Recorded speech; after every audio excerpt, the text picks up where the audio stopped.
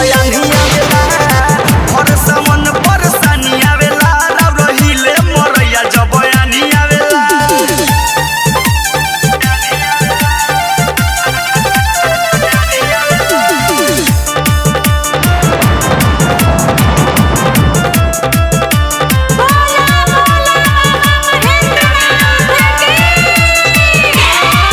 गहर जेल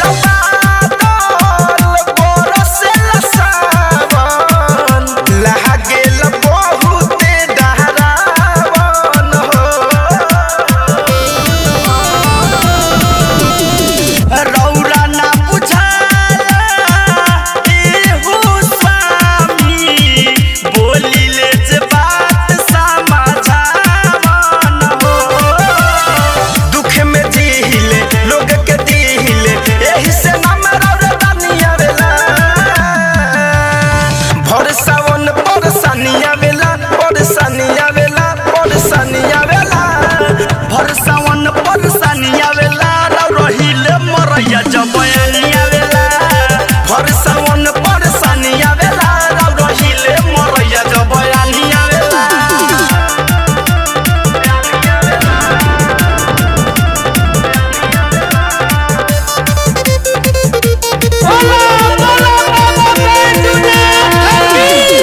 सूरज सूर्या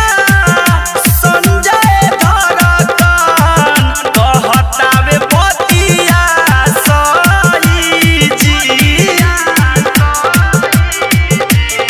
घरे कंधन जाय कहे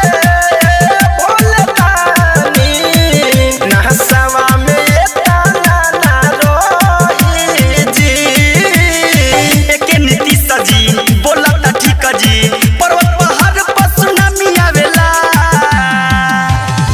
भर सावन परेशानी आवेला परेशानी आवेला परेशानी आवेला भर सावन परेशानी आवेला